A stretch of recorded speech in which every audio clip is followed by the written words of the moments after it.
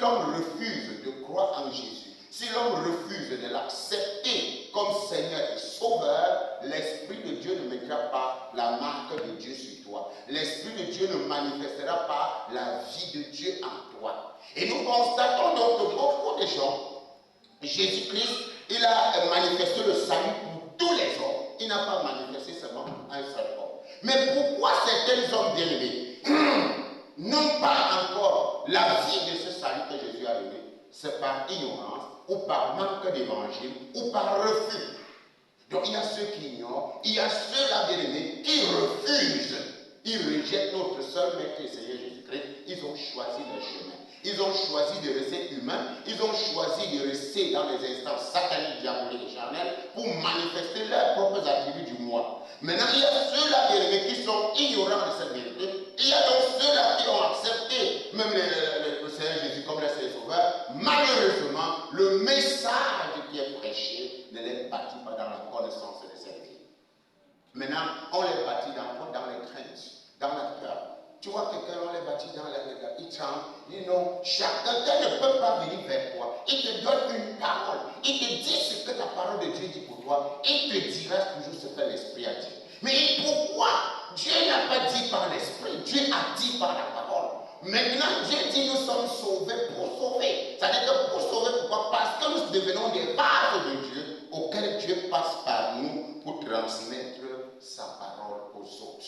Mais maintenant, toi-même personnellement, bien-aimé, est-ce que tu es déjà sauvé? Alors, est-ce qu'on t'a sauvé du péché, de la nature du péché? Est-ce qu'on t'a sauvé du toi? Parce qu'on doit te libérer du toi. On doit te délivrer du toi-même. Parce que le toi était le vieil homme et l'homme du péché. Était l'homme qui suivait ses propres voies. Était l'homme qui suivait les voies bien-aimées, qui lui intéressaient, qui l'arrangeait. C'était ce voie. Mais toi, Jésus t'a sauvé du toi. Et lui est en toi pour glorifier son Père. Maintenant, la question est, ma soeur, mon frère, est-ce que Jésus est vraiment là? Parce que si Jésus était là, il allait continuer à glorifier son Père. Mais nous voyons aujourd'hui, bien aimé, que beaucoup de personnes qui se disent assis à l'église, leur manière de vivre est vraiment terrible. Leur manière de parler. Parce qu'on pose la question comme ceux qui t'écoutent, qu'est-ce que tu dis pour que les gens t'écoutent? Imagine un seul instant que toi, qui es le va de Dieu, ou le Fils de Dieu, est en toi par l'Esprit, lui qui doit parler. Imaginez un seul instant que Dieu soit en train de rapporter. Est-ce que vous réfléchissez souvent? Imaginez un seul instant que Dieu soit en train d'accuser. Imaginez un seul instant que Dieu soit en train de calomnier. Alors quand tu t'assois, qu'est-ce que les gens écoutent quand tu parles? Qu'est-ce que tu dis? Qu'est-ce qui sort de ta bouche? C'est ça le problème. Ce qui sort de ta bouche, vient-il du vieil homme du toi, ou ça vient du Dieu qui est en toi? Alors à chaque fois que tu dois parler, fais attention.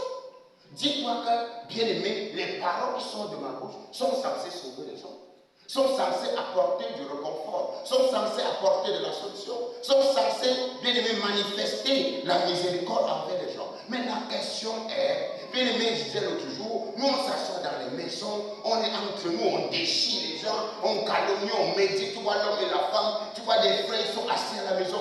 Mais est-ce que de cette façon, c'est Dieu qui parle? Est-ce que tes paroles là peuvent sauver qui? Tes paroles ne peuvent sauver personne, bien aimé. Paul avait dit à Timothée, avant que je ne vienne mon fils, demeure dans la parole, demeure dans la méditation de la parole, demeure dans l'enseignement et l'exhortation, en agissant ainsi. Donc si tu demeures, et Jésus l'a dit, si vous demeurez en moi, si vous demeurez dans ma parole, vous êtes vraiment mes disciples. Paul dit à Timothée, si tu demeures dans ceci, bien-aimé, alors tu te sauveras toi-même. Donc il faudrait d'abord que la vie de Dieu, que la parole de Dieu te sauve, avant de sauver les autres.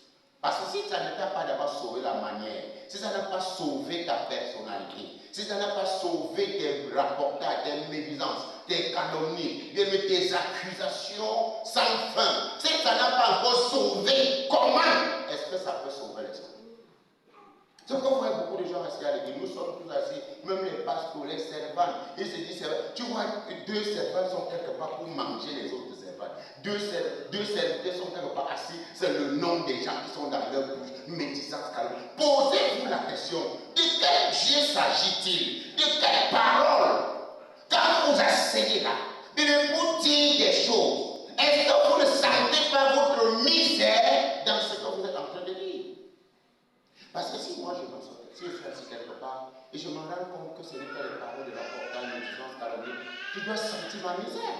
Pourquoi? Parce que c'est encore moi qui existe. Puisque Dieu ne peut pas dire comme ça, Dieu ne peut pas parler comme ça, ça veut dire que je dois pleurer. Mon rire doit se changer en pleurs. Mais si tu vois quelqu'un qui a un but de lui-même et il se dit parce qu'il prononce le nom de Dieu, Dieu est miséricordieux. Dieu sauve même le méchant parce qu'il espère qu'il va changer les choses.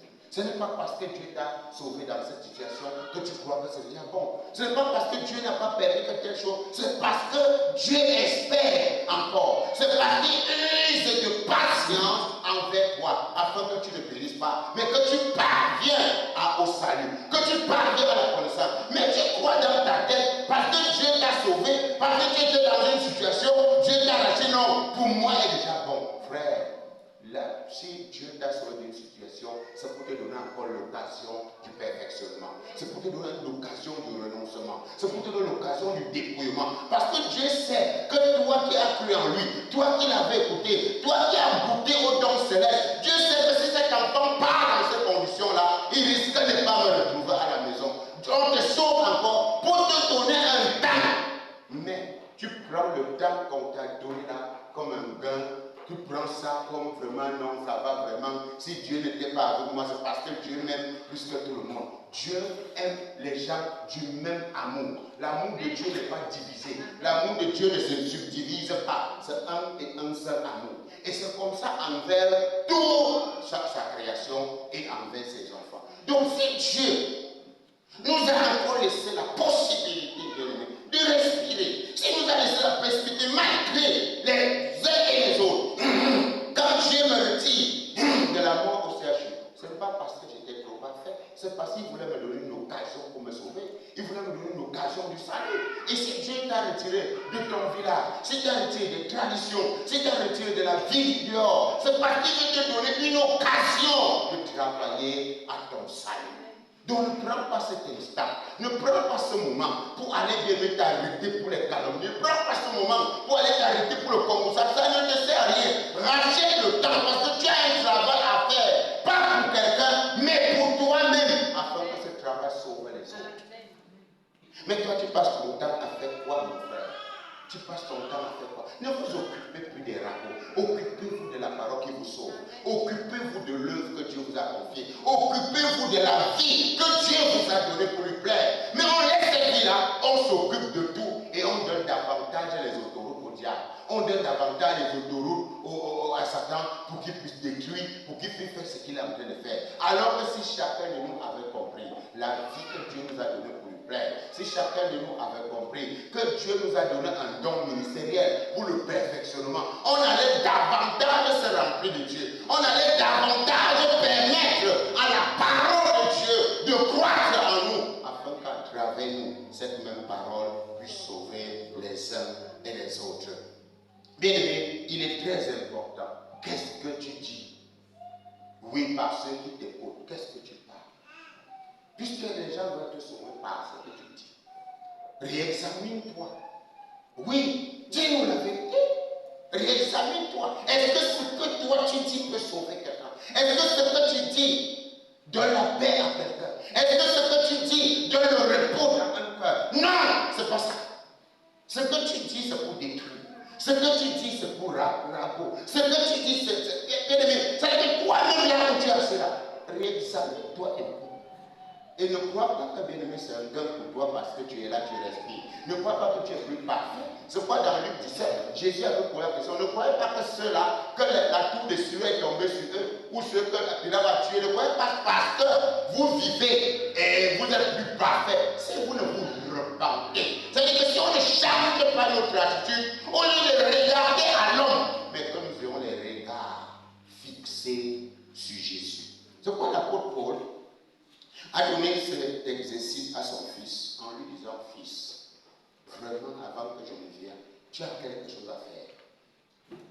le conseil que Dieu avait donné à Josué, fils de Moïse, serviteur de Moïse. Quand Moïse est mort, dans Josué 1, Dieu a dit quelque chose à Josué.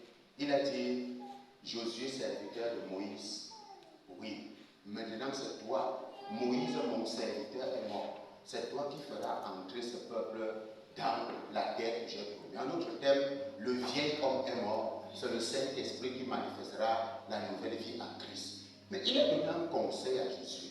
Dieu dit, Josué, que ce livre de la loi ne s'éloigne point de ta bouche. Je t'ai dit, fortifie-toi et aie bon courage en agissant selon ce que Moïse, mon serviteur, t'a prescrit. Bien, mais c'est le conseil qu'il lui a donné. C'est le même conseil que l'apôtre Paul, pour éviter que les paroles de Timothée ne puissent détruire les gens, pour éviter que les paroles de Timothée ne puissent être les paroles des hommes. Il est renvoyé dans la parole. Il a dit Timothée, avant que je ne vienne, 1 Timothée 4, à partir du verset 15, que personne ne méprise ta jeunesse. Sois un modèle en parole, en foi, en purité, demeure dans la méditation, dans l'exhortation et dans l'enseignement. C'est-à-dire que ça, tu dois faire de ça ton ménage, c'est-à-dire que ton domicile. C'est-à-dire qu'élire un domicile quelque part. Timothée, tu ne sors plus de là. Et en faisant cela, ça va d'abord sauver tes paroles, sauver tes pensées, sauver ta volonté à toi. Et ma volonté sera maintenant à travers toi pour sauver ceux-là qui vont t'écouter. Mais la première condition avait été claire, demeurer dans la parole. Donc si Timothée ne demeure pas dans la parole, qu'est-ce qui va sauver les paroles de Timothée? Qu'est-ce qui va sauver la manière d'être de Timothée? Alors combien de nous, mes bien-aimés frères et sœurs, nous demeurons dans cette vérité? Alors, bien-aimés, ne mentons pas contre la vérité.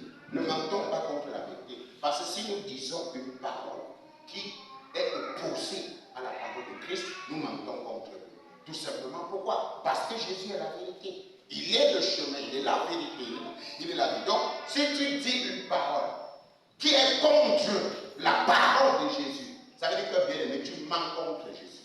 Et tu n'es pas digne d'être appelé enfant de Dieu. Donc ne dis pas un mensonge contre la vérité. Et combien que nous disons des mensonges contre la vérité? Nous avons dit l'autre jour, bien aimé, ne sorte. Une injonction était très claire. Parce que ne sort de ta bouche quoi? Aucune. On n'a pas négocié. On a dit que bon, on n'a pas dit là-bas que bon, vraiment, je voudrais vous dire que de temps en temps, ne faites. Ah non. Ne sorte quoi de ta bouche? Comment? Aucune parole mauvaise. C'est-à-dire que c'est un ordre. Et ce Seigneur dit celui qui même garde les commandements. Donc quand le Seigneur donne son commandement, on te donne la responsabilité toi-même de travailler à ton salut. De travailler à ton salut, notre thème, de travailler toi-même de telle en sorte que la parole qui sort de ta bouche vienne de Jésus qui est en toi. Que la parole qui sort de ta bouche vienne de la parole qui est gardée dans ton cœur. Elle sera présente sur tes lèvres. Et quand elle est présente sur tes lèvres, c'est pour sauver les autres. Mais maintenant, ne sort de ta bouche aucune parole mauvaise. Mais s'il y a lieu, quelques bonnes paroles qui servent à l'édification et fait comment? Et communique une grâce à ceux qui t'entendent. Bien, mais est-ce que les paroles qui sortent de ta bouche communiquent les grâces aux gens? Ou ça communique la sorcellerie? Ou ça communique la méchanceté? Ou ça communique le rapportage? Je vous rappelle, bien aimé, toi-même tu peux fuir toi-même tes bêtises. Ça dit que quoi? Comment je dis que toi-même tu peux fuir ton nombre toi-même? Tu peux être à l'église. Toi, tu engages la calomnie et la médisance, ça te rattrape, tu fuis l'église. Puis toi-même, tu sais que tu as tellement raconté le Congo-ça que ça t'a encore rattrapé. Et tu as honte de quoi? De ton propre Congo-ça. Et tu fais quoi? Tu portes tes pieds, tu fuis l'église. Et quand tu fuis l'église, tu vas commencer à trouver quoi? Que non, là-bas, vraiment, je ne peux pas être dans une église que les gens sont comme ça. Les gens, tu es à l'église pour les gens, ou tu es là pour suivre le conseil si tu demeures dans mes paroles. Alors ne demeure pas dans les conseils du méchant. Ne t'assieds pas en compagnie, ne t'arrête pas sur la voie des pécheurs. Mais trouve ton plaisir où? Dans la parole. Alors si je trouve mon plaisir dans la parole, je n'aurai pas le temps de m'asseoir avec toi. Je n'aurai pas le temps de m'arrêter à tes calomnies ou à tes médisances. Parce que quand tu viens à l'église, ne cherche pas qu'on puisse te voir disparaître. Les gens qui cherchent, bien aimés, les postes, les titres, les gens qui cherchent les positions, tu finiras par fuir cette position toi-même. Parce que quand tu vas vouloir maintenir cette position par ta force, bien aimé, ça va te rattraper et tu vas fuir seul. Ne cherche pas les positions, cherche plutôt la vie de l'amour. Amen. Alors, aucune parole mauvaise ne sort de votre bouche. Dites seulement des paroles utiles qui répondent à un besoin et encouragent autrui. Version française. Dites seulement les paroles. Il y a des paroles qui répondent aux besoins. Est-ce que la parole qui sort de ta bouche, maman, répond à un besoin? Est-ce que la parole qui sort de ta bouche encourage quelqu'un? Parce que tu peux faire qu'une mauvaise parole sort de ta bouche pour détruire quelqu'un. Mais on dit que ta parole doit répondre à un besoin. Ta parole doit encourager une personne. Et il dit encore, pour faire ainsi du bien à ceux qui vous écoutent. Oui. Donc les paroles qui sortent de ta bouche doivent faire du bien à ceux qui t'écoutent. Imagine que tes paroles ne sont que des paroles qui blessent les gens. Tes paroles n'encouragent personne. Tes paroles ne répondent à aucun besoin. Une sœur vient à côté de toi. Et vraiment, telle sœur, elle veut tout se montrer. Tu arrêtes. Arrête. Toi, tu faisais quoi pour voir la sœur? Oui, tu lui arrête-moi ça. Tu as fait comment pour la voir? Si toi, tu étais focalisé à celui que tu pousses tout par lui, alors c'est lui qui agit en toi. Qui a commencé cette bonne œuvre? Philippiens 1:6. Alors, arrête rapidement cette sœur-là. Et quand toi aussi tu es mamie comme ça, tu vas l'arrêter comment? Parce que tu veux qu'elle aille au bout de sa parole pour te glorifier? Non. Quand quelqu'un vient, arrête-moi ça. Je ne suis pas avec toi. Celui qui a commencé cette bonne œuvre en toi l'achèvera. Il y a quelqu'un qui a commencé. Et celui qui a commencé bien œuvre en toi. Et quand cette personne demeure en toi, la parole qui sort de toi peut répondre à un besoin. La parole qui sort de toi peut encourager une personne. La parole qui sort de toi peut faire du bien à ceux qui l'écoutent. Mais si la parole qui sort de toi n'est que la parole malfaisante, n'est que la parole de médisance, n'est que la parole de méchanceté. Oui, et nous le savons. Quand quelqu'un est encore homme, c'est normal qu'il te persécute. Quand quelqu'un a encore la nature humaine, c'est normal qu'il fait ça. Et toi, tu dois être fier qu'on te persécute. Parce que si on ne te persécute pas, ce n'est pas normal. C'est que tu n'es pas chrétien.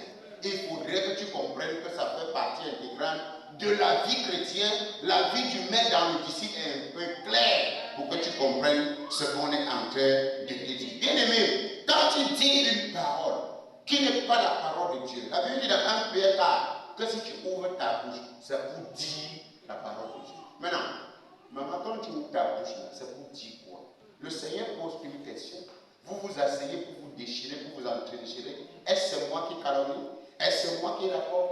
Donc, si vous imaginez que c'est moi qui agis comme ça, vous asseyez chez vous. Tu vois l'homme et la femme, les sœurs, dans une maison, on a pris, on casse le nom de l'église, on tord la tête de l'église. Sachez que c'est l'église de Jésus.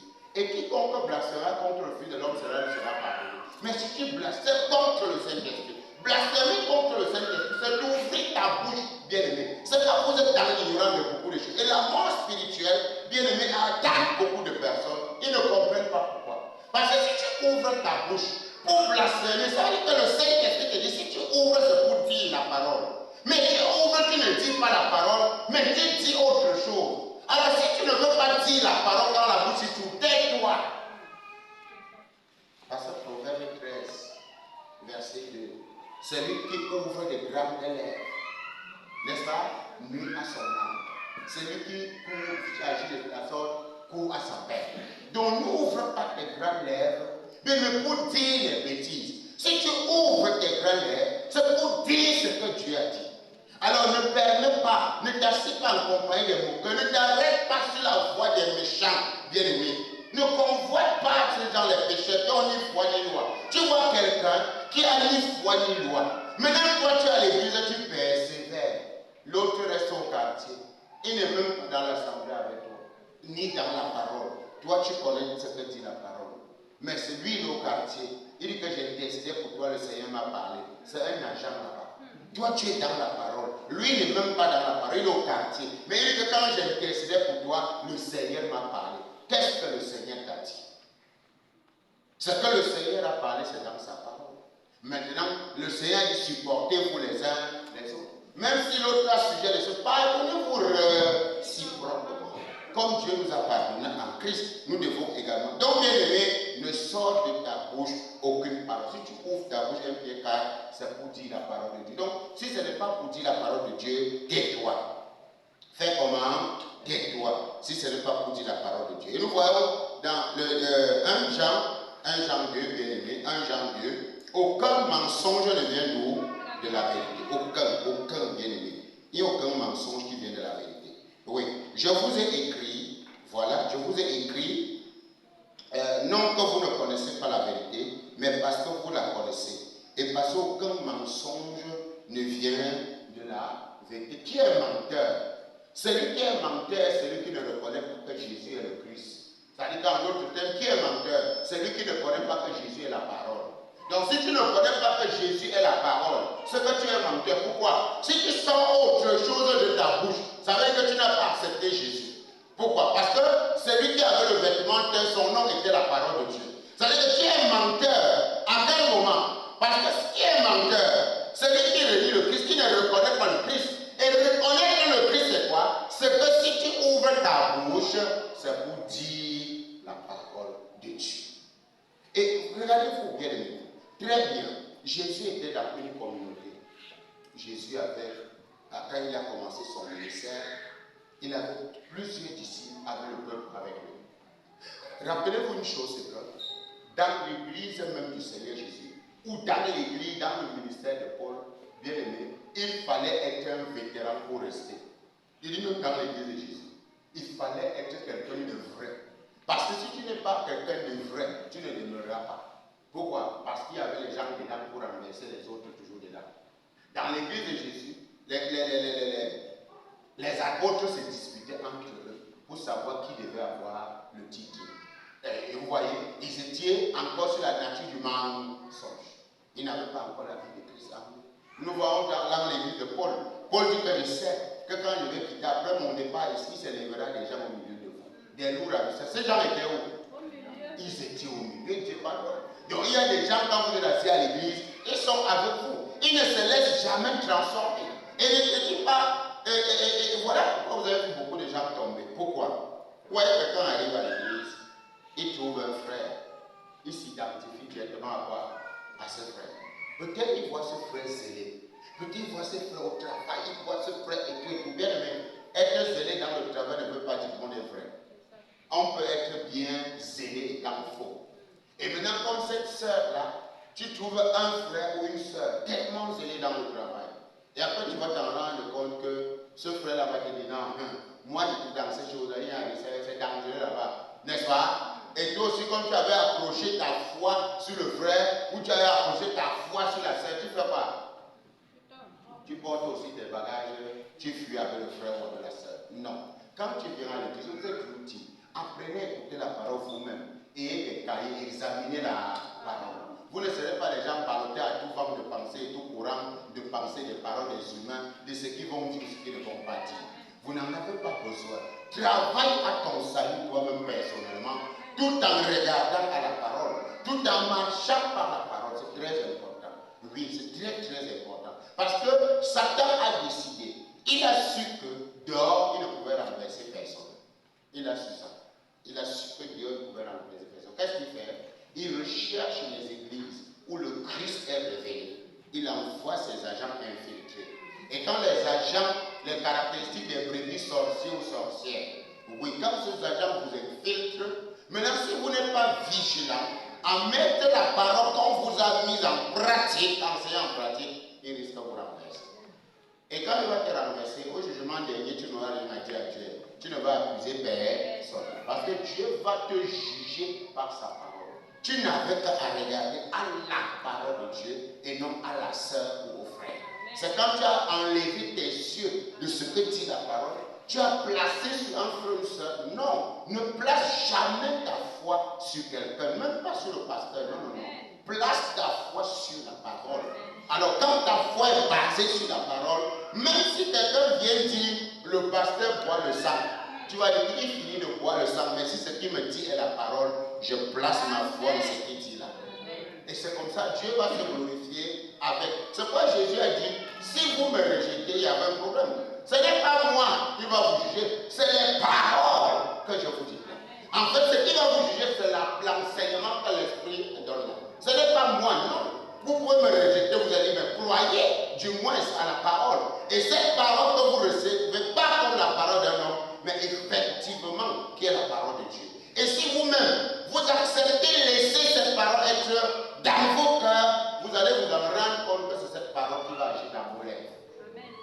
C'est pourquoi si tu ouvres ta bouche, bien ne dis pas autre chose, dis la parole de Dieu. Et nous trouvons bien qu'il y a trop de mensonges aujourd'hui contre la vérité. Éphésiens pouvait dire ne mentez pas.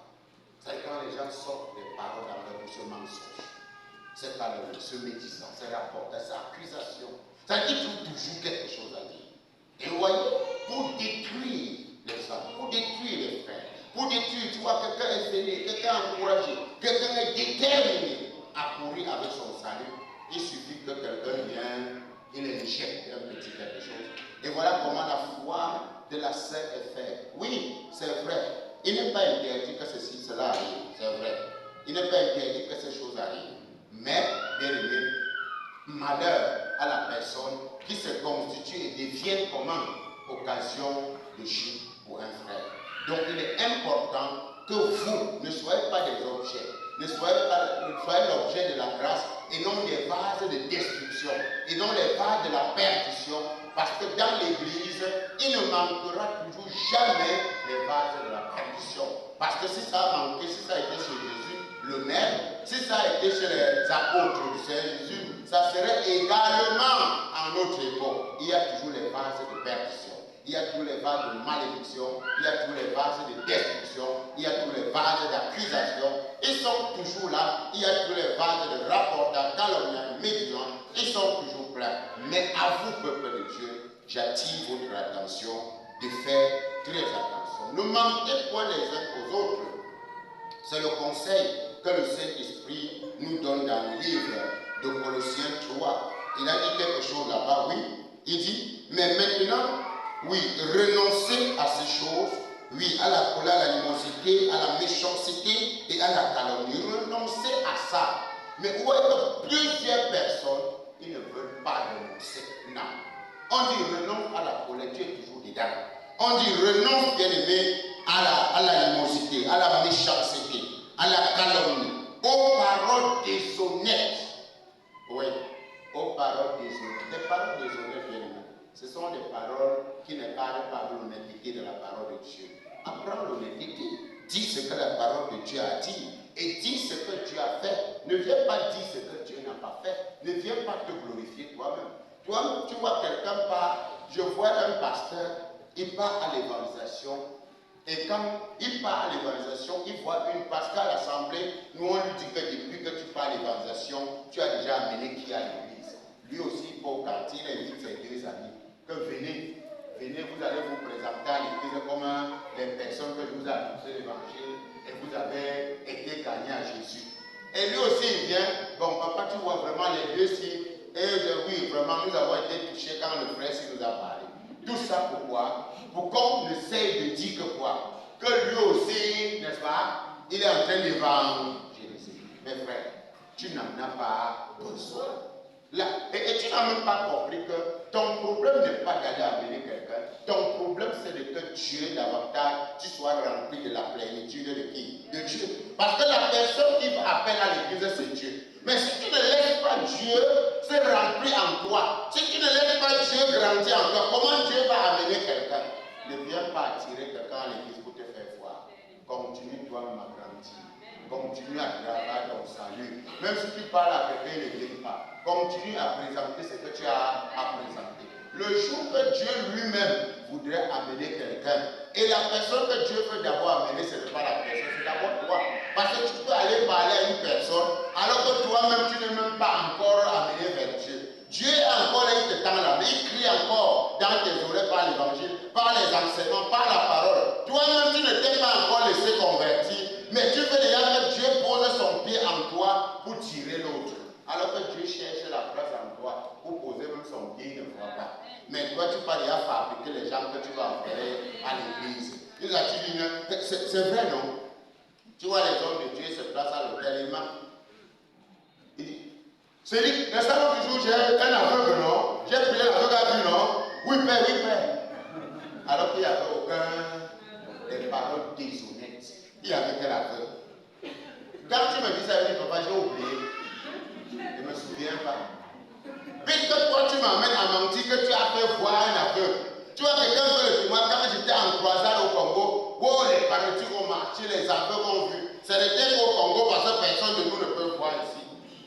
Mais pourquoi les mêmes choses ne se passent pas ici? Donc l'onction est partie seulement au Congo. Donc tu vois, il y a des frères ici et des sœurs qui se jouent déjà à ces jeux-là. Tu vois, une sœur est assise. N'entrez pas dans les promenades qui vont vous amener à pécher. Tu vois, quand elles sont assises, elles sont en train de parler de leur ego. Non, vraiment, je suis arrivé dans une maison l'autre jour. Quand j'ai évangélisé, toute une maison a été captivée. Vraiment, quand je les écoute comme ça, les paroles déshonnêtes. Ça vous sert à quoi? Vous mentez comme ça, pourquoi? Non, ne cherche pas à te faire voir, frère, descends. Si moi je n'ai pas, est-ce que d'abord, moi je ne connais rien. Même si j'ai prié pour quelqu'un, le Seigneur a fait ce qu'il a fait. Est-ce que moi j'étais au courant de ça? Je ne connais, je ne suis pas là pour inventer un miracle. Non, je n'invente pas les miracles.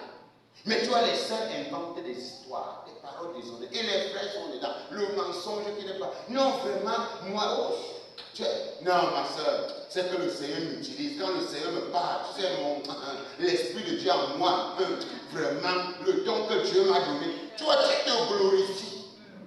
Et là, maintenant, les propos, quoi, ils sont nets. Tu vas commencer à les sortir. Des propos insensés qui ne donnent ni queue ni tête. Et quand tu vas faire ça, tu attires le diable en toi. Et maintenant, quand tu attires le diable, c'est quoi? Le diable va commencer à t'utiliser. Il va commencer à te révéler comment les frères sont méchants. Il va commencer à te révéler même comment les leaders ont déjà les cornes sur leur tête. Parce que non, tu sais, comme la présence de Dieu avec toi là, le Satan va commencer à te révéler les choses pour dire qu'il faut déjà faire attention dans cette église. Voilà comment, à cause de quoi, des accès que toi-même tu as ouverts dans ton cœur. Et toi-même tu vas porter tes pieds seuls et faire quoi? Et fuir l'église. Seul, ce n'est pas quelqu'un va te chasser. Tu vas fuir seul et tu risqueras d'être au quartier la jambe de quoi? La jambe de celui auquel tu as donné accès à lui. Donc il faut faire très attention. Les paroles déshonnêtes, bien aimé, la méchanceté. Ouh là là. Il y a des gens qui sont extrêmement méchants. C'est-à-dire que si l'amour de Dieu véritablement, qui aime tout, qui croit tout n'est pas dans ton cœur, ces gens-là, tu vas décréter une parole contre eux. Comment quelqu'un peut être si méchant avec toi? C'est-à-dire que toi, tu dis que non, voici la personne auquel je suis. Alors que la personne, il va chercher quelque chose. Il vient empoisonner la chose pour te donner. Vous êtes ensemble. C'est-à-dire que tu dis ma personne. Non, la vérité, c'est qu'il n'y a jamais la personne d'une personne. Il n'y a que Jésus qui ça. Nous devons seulement comprendre. Parce que les hommes, c'est-à-dire que c'est même la personne que tu penses que, non, si tout le monde pouvait vraiment, il y a quand même celui-ci. Mieux, il y a Christ, c'est tout. Parce que quand l'amour de Christ est dans mon cœur, pour les frères, pour les sœurs, ça va. Mais tu ne dois pas placer ta confiance en quelqu'un. Jamais. Place ta confiance en Dieu, dans sa parole. Honore les hommes, les frères et sœurs, bénis les gens conformément à la parole de Dieu. Pourquoi? Parce que Dieu va te juger que par la pratique de sa parole, pas par autre chose. Et ne fais jamais rien en attendant un merci ou une reconnaissance ou quoi que ce soit d'un homme. Jamais. Attends toujours tout du Seigneur. Parce qu'il y a une méchanceté. Et regardez, quand quelqu'un n'est pas converti, on n'a pas dit quand quelqu'un n'est pas à l'église. Non, les gens peuvent être pleins sur les bancs de l'église, mais ils ne sont pas comment? Convertis. Donc quand quelqu'un n'est pas converti, le cœur de cet homme ou de cette femme est tourné vers le mal. Et c'est-à-dire quand elle veut faire son mal, elle fait bien. Elle fait comment? Elle fait bien. Voilà. La calomnie. Non, là nous tous nous tombons dedans. Qui de nous n'a pas calomnie? Dis la vérité. Si tu n'as pas l'air de dire que me voici, tu vois, faisons la calomnie. On dit qu'on doit maintenant faire comment? Renoncer à ça. Oui, il faut renoncer. Pourquoi? Parce que nous savons désormais que la parole qui doit sortir de nos bouches doit être la parole de Dieu.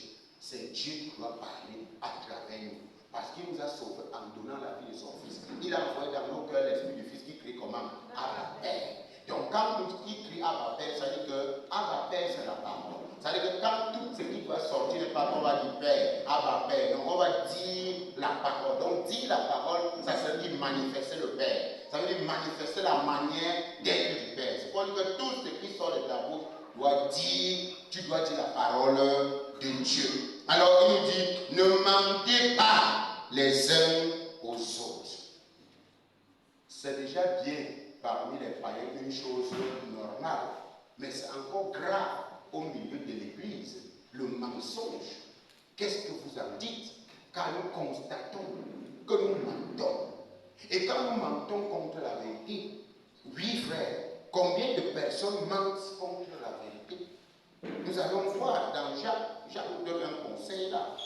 Oui, toi-même observe ma soeur, observe ton attitude.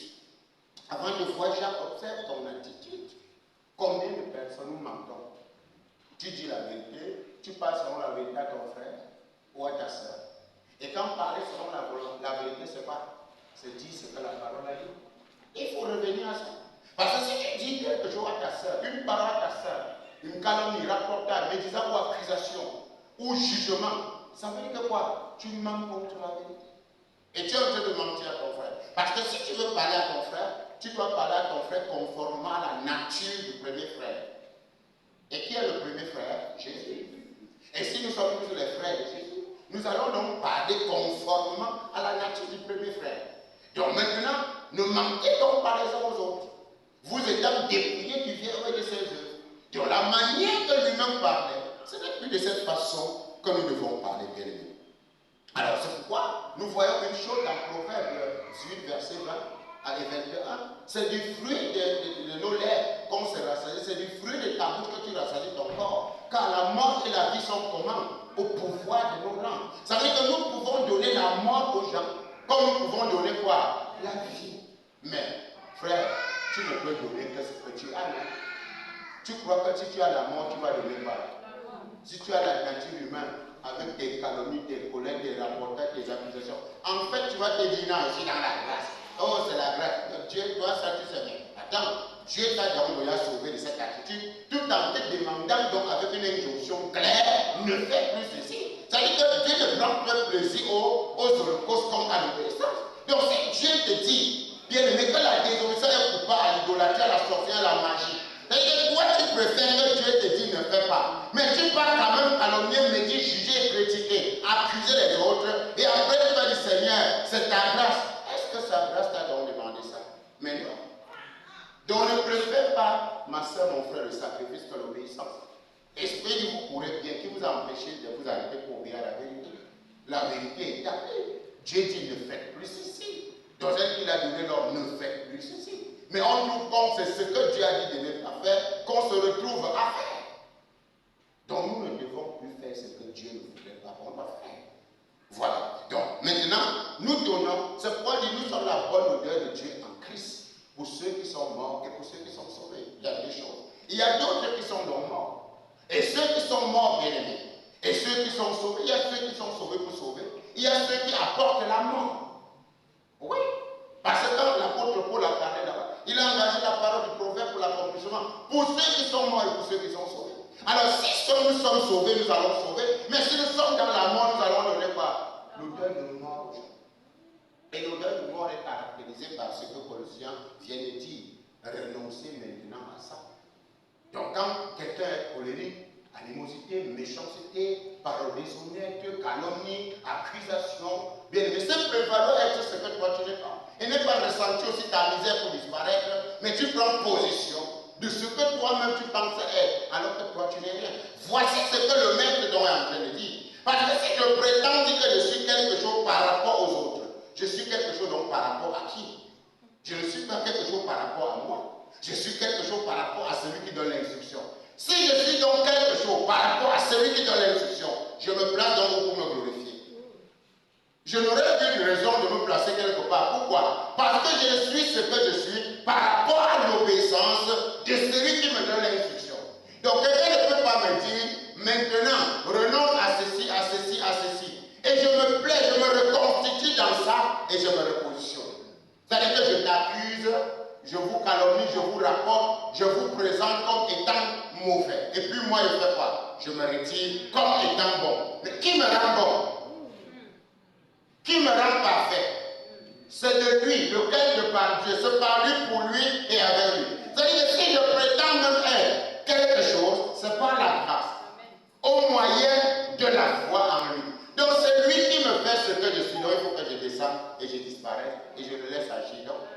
Et il dit donc, bon, si c'est moi qui dois agir pour te rendre ce que tu es, permets-moi donc de m'installer dans le vase que tu es et mes paroles pourront transmettre par ta bouche. Tu dis avec quoi? Maintenant là tu dis Amen. Mais quand tu dis Amen, il va donc s'en rendre compte qu'au moment où lui veut s'exprimer à travers toi, il retrouve le toit comme obstacle. Le toit devient comme une barrière. Donc, voyez, frère, il faut travailler avec le tremblement. C'est pourquoi l'apôtre Jean nous dit qu'il faut sentir notre misère. Parce qu'à là, c'est grave. Beaucoup de gens donnent la mort aux gens et les autres donnent la vie. Ne t'examine jamais par rapport à l'autre. Ne te positionne pas par rapport à ta soeur.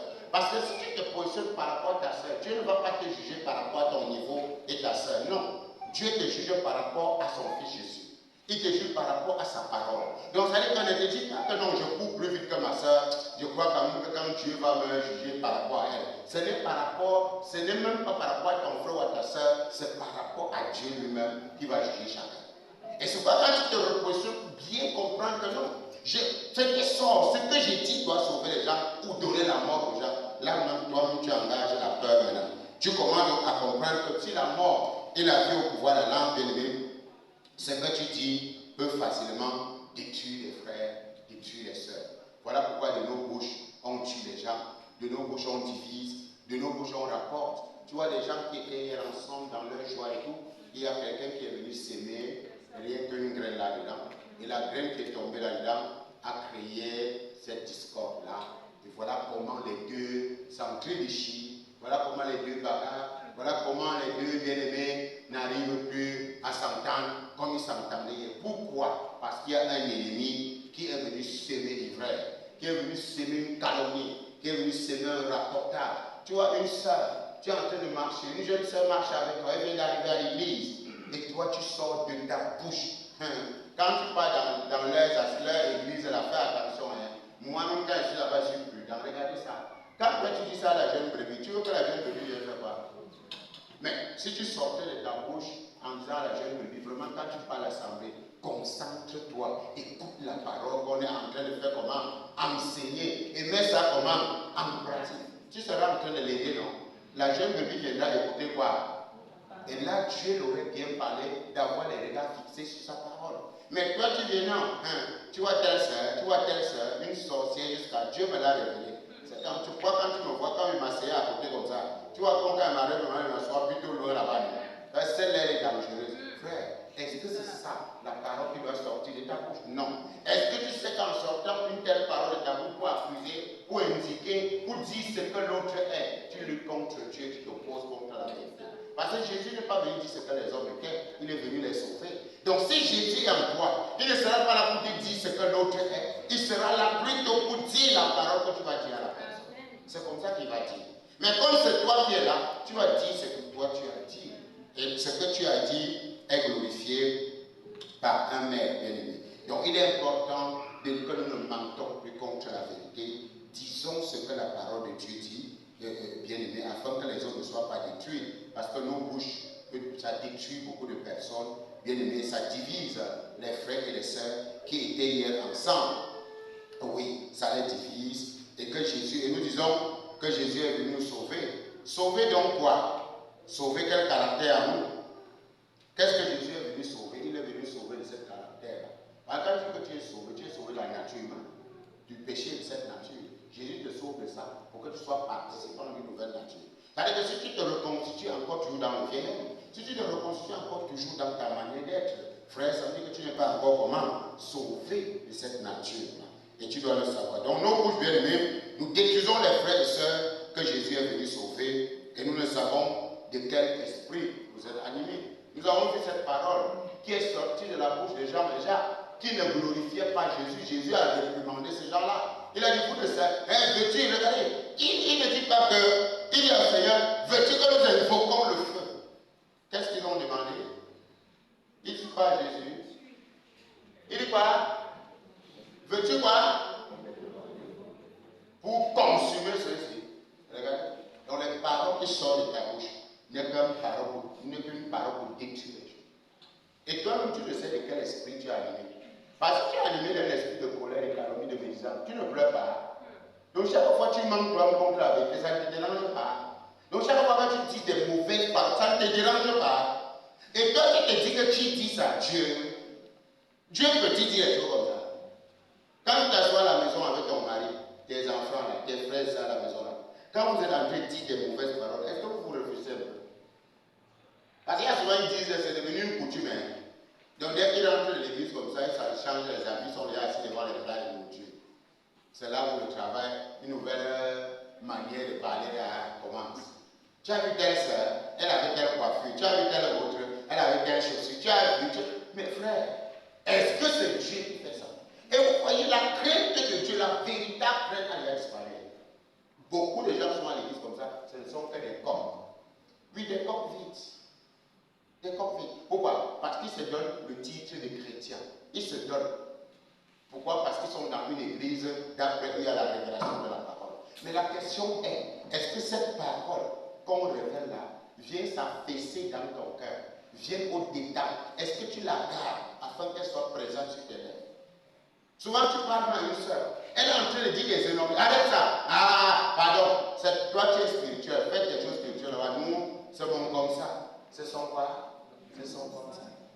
Donc ça veut dire qu'elle ne sait pas que c'est la parole de Christ qu'elle doit dire, mais elle préfère rester là. Et quand tu veux la reprocher que c'est toi qui es dans tes choses, non, c'est que toi tu ne nous ressembles plus. Frère, si toi je ne te ressemble plus, c'est dangereux. Ça veut dire que normalement, on n'a plus rien à faire comment?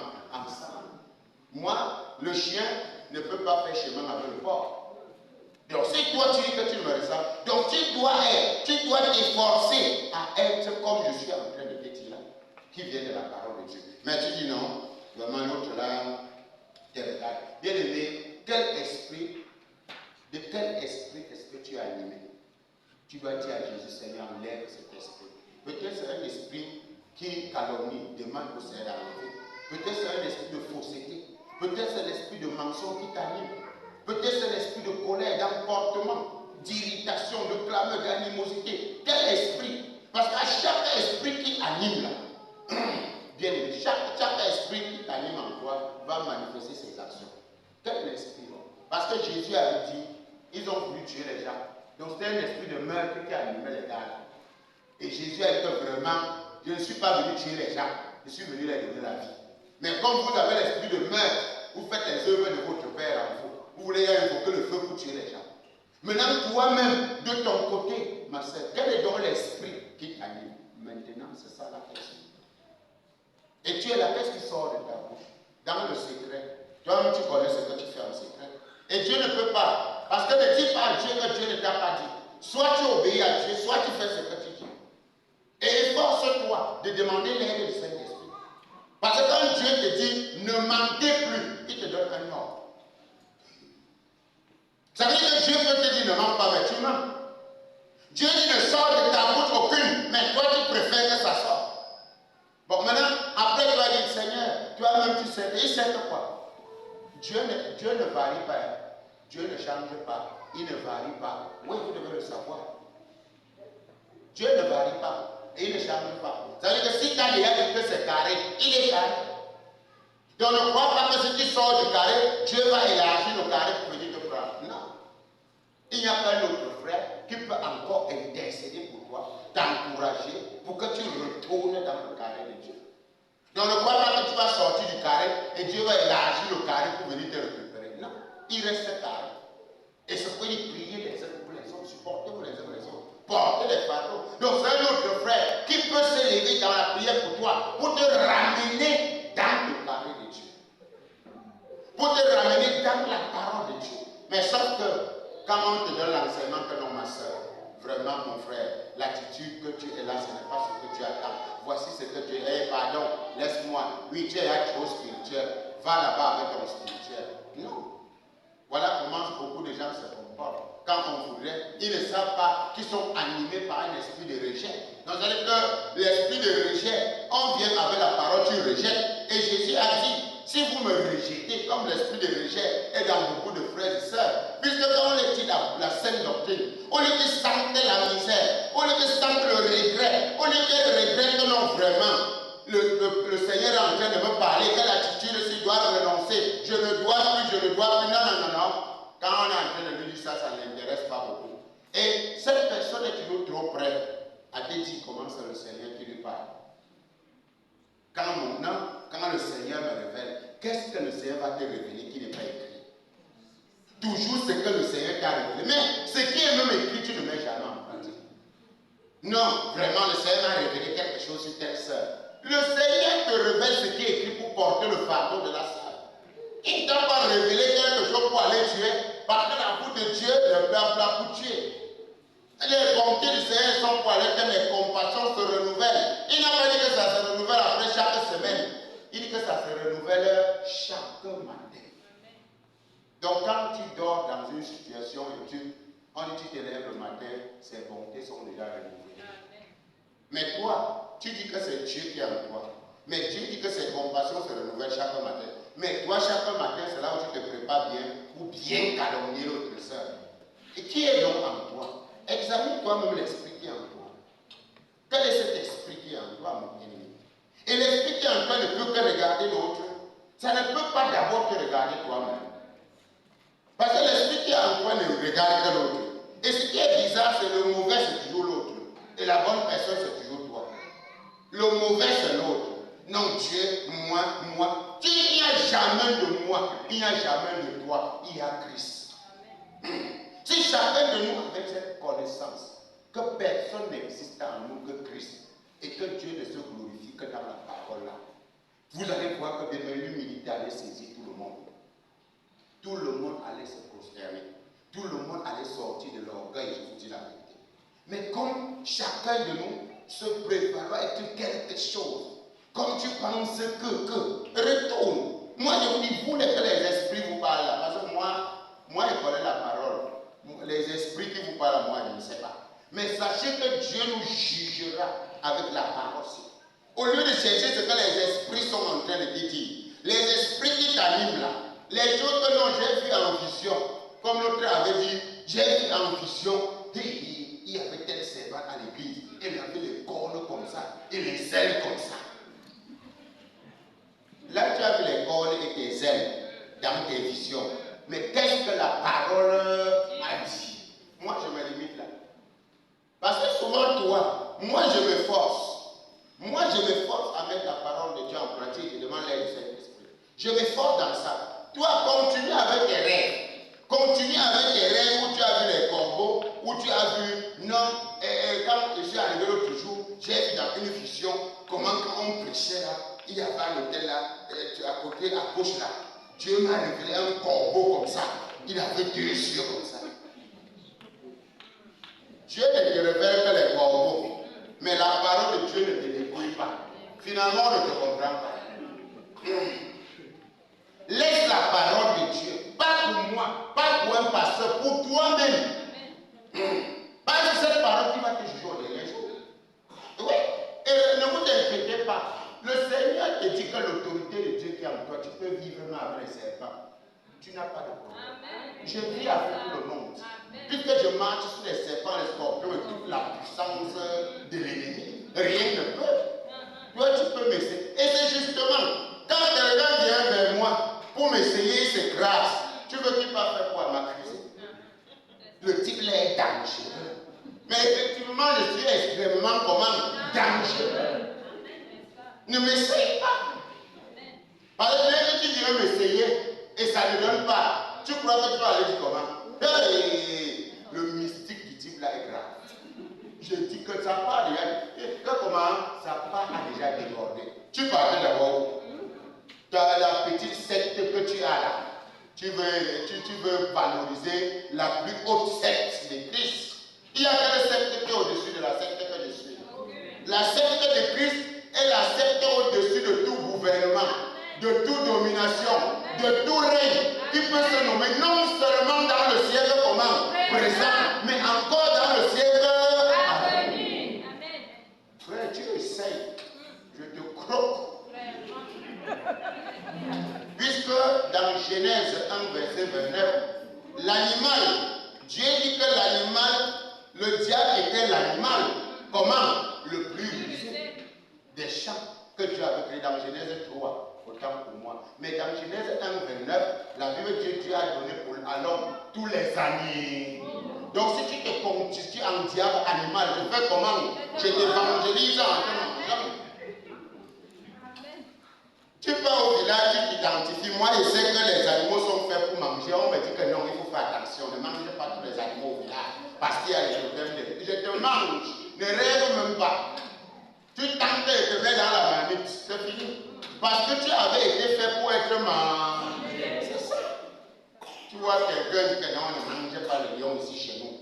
Dieu n'avait pas prescrit que ne mange pas le lion. Il avait dit qu'il donne tous les animaux pour ma nourriture. Donc tu essayes là, il pose la main. Dès que puis la tête c'est fini. Un jour, un petit chat voulait essayer ici. Il est raté avec le caillou. Il allait entrer au bref. Oui.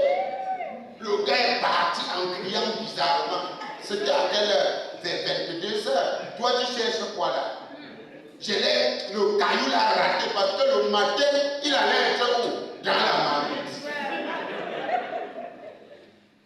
Donc on dit qu'un hibou, il vient. L'hibou, c'est une viande. Tu as mangé la viande de l'hibou? Attention. Bien aimé, ne vous inquiétez pas. Je suis extrêmement dangereux. N'essaye même pas. C'est-à-dire qu'avant même que tu ne lèves l'aile là, je t'ai déjà vu. Et je calcule seulement à langue. Boum! Tu es au sol. C'est ça. Mon fils est parti un jour à sort comme ça. Il était en brousse, le pasteur Zach. Un vieux monsieur à 2 heures. Il est dans la boum. Le pasteur est là. Dès qu'il sort avec. Non, ne me tue pas, ne me tue pas. Un vieillard. Ça m'a dit, tu faisais quoi? Tu faisais quoi en brousse à l'aise sur toi, sorcier? Et il allait l'allumer, mais il a dit que je lui ai dit, non, essaye pas. Laisse-le. Ouais. Alors si c'était toi, tu étais en brousse à l'aise, là, tu allais fuir, non? Hein? Tu vois? Non, on ne fuit pas. Le problème, c'est que quand vous vous reconstituez en la personne de Christ, c'est-à-dire que le chef de toute domination et autorité, vous n'allez pas avoir peur de quelque chose. Vous n'allez pas avoir peur. Voilà pourquoi bien, les gens sont à l'église comme des bons religieux. La connaissance de leur identité, ils n'en ont pas. Et tu vois, quelqu'un dit non, le père là, non, les frères là, tu vois, il y a le corps là, il a un cercle là-bas à l'église. Les gens là n'entrent pas, ils sont trop dangereux. Mais c'est normal que vous nous créez d'abord. Nous sommes d'abord vos amis. Vous essayez, vous êtes fini. Entrez dans le cercle là, vous entrez dans la marmite une fois. Si ça, restez chrétiens et laissez les ragots tranquilles. Oui, ma soeur, tu es animé par quel esprit? Ce qui sort de ta bouche, c'est quoi? Ça doit être la parole et non l'esprit. Faites attention. À chaque fois que l'ennemi veut, quand l'ennemi voit une servante à l'église, surtout vous les évangélistes, si l'ennemi voit un évangéliste, une évangéliste engagée et déterminée, ça l'énerve. Il doit s'engager pour renverser cet évangéliste. Pourquoi? L'évangéliste l'énerve pourquoi? Pourquoi un évangéliste l'énerve? Parce que l'évangile va arracher la nourriture dans sa bouche. Et qu'est-ce qu'il va faire? Il va donc s'arranger pour anéantir cet évangile. Donc mon frère, quand le Seigneur t'a dit évangile, ma soeur, prie beaucoup. Fais comment? Prie beaucoup. Pour maintenir le cap spirituel, pour maintenir l'onction. Parce que si tu ne maintiens pas cette autorité, le gars va te racler et tu vas te retrouver au sol. Amen. Hein?